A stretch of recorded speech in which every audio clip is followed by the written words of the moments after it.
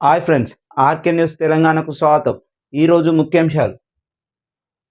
Congress గుండాగిరి, Bhuvanagiri BRS కార్యాలయంపై దాడి, party ఆఫీసులో furniture, అద్దాలు, టీవీ ధ్వంసం, పోలీసుల సమక్షంలోని యూత్ కాంగ్రెస్ అరాచకం, పోలీస్ స్టేషన్ ఎదుట బీఆర్ఎస్ శ్రేణుల ఆందోళన, పట్టణంలో భారీ ర్యాలీ, కాంగ్రెస్ ఫ్లెక్సీల దహనం, రాస్తారోకోకు దిగిన శ్రేణుల్ని చెదరగొట్టిన పోలీసులు, భువనగిరిలో ఉద్రిక్తత, నేడు బీఆర్ఎస్ ధర్నాలు, దాడులకు భయపడం, ప్రశ్నించడం ఆపం, కేటీఆర్, ఇందిరమ్మ రాజ్యం అంటే దాడుల, హరీష్ రావు, కాంగ్రెస్ డిఎన్ఏలోనే విద్వేషం నిండి ఉన్నది, కవిత, ఏడాదంతా డైవర్షన్, ఇప్పుడు దాడుల, జగదీష్ రెడ్డి, ప్రభుత్వాన్ని విమర్శిస్తే దాడి చేస్తారా, పైర్ల శేఖర్ రెడ్డి, నిందితులకు రాచమర్యాదల, భువనగిరి దాడి ఘటనలో పోలీసుల తీరుపై విమర్శలు, దాడి చేసిన వారిని ముందు సీట్లో కూర్చుండబెట్టి మర్యాద, హెచ్చరికల వీడియోను స్వయంగా చిత్రీకరించిన పోలీసులు.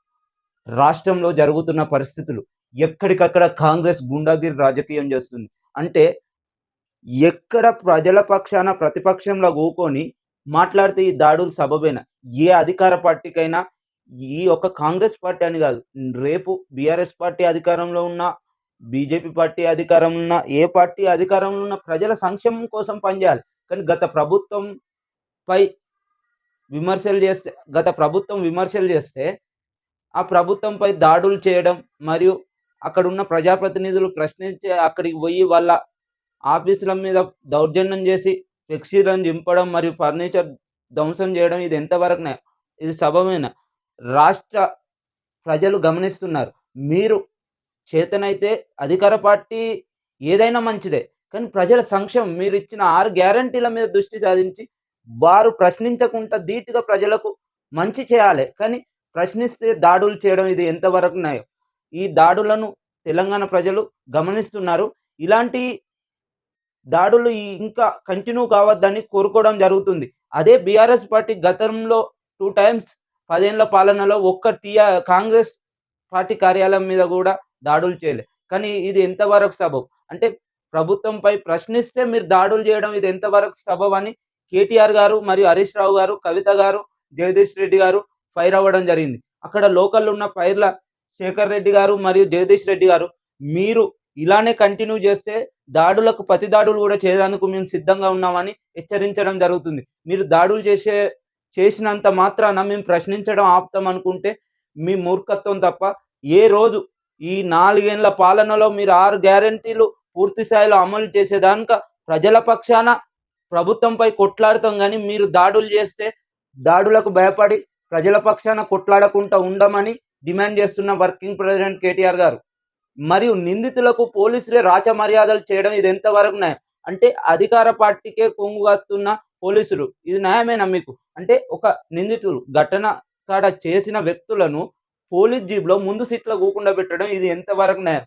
అంటే రాచ మర్యాదలతో పోలీస్ స్టేషన్కు తీసుకుపోవడం, ఇది అధికార పార్టీకి సంబంధించిన లీడర్లను ఇంత మంచిగా పోలీస్ జీబ్లో తీసుకుపోవడం, ఇది న్యాయమేనా?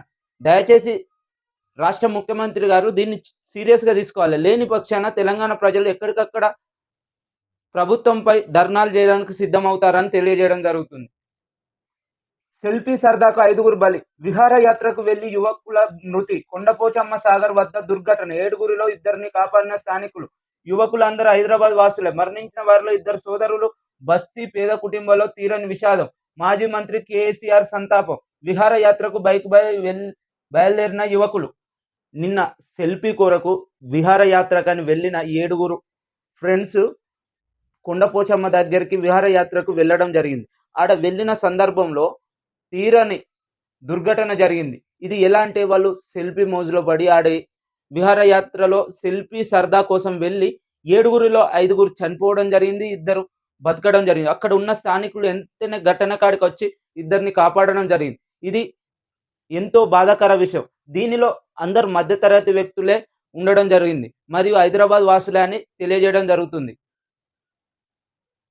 మేఘాతో సీఎం చీకటి ఒప్పందం, సుంకిశాలపై విజిలెన్స్ రిపోర్టును బయటపెట్టిపోవడానికి కారణం ఇదే. నిర్మాణం లోపం బయటపెడతామేమో అని సర్కార్ భయం, నివేదికకు దేశ రక్షణతో ముడిపెట్టడం విడ్డూరం.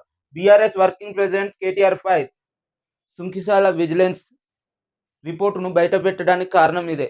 ఏంటంటే, ఆ రోజు మీరు మెగా ప్రాజెక్టును విమర్శించారు, అదే ప్రాజెక్టును మీరు క్యాన్సిల్ చేయకుండా మళ్ళా చీకటి ఒప్పందం కలుపుకొని మీరు దేనికి? ఆ రోజు మీరు విమర్శించినప్పుడు, ఇయ్యాల మీరు అధికారంలోకి వచ్చినప్పుడు ఆ మాటలు మీకు వర్తించాయా?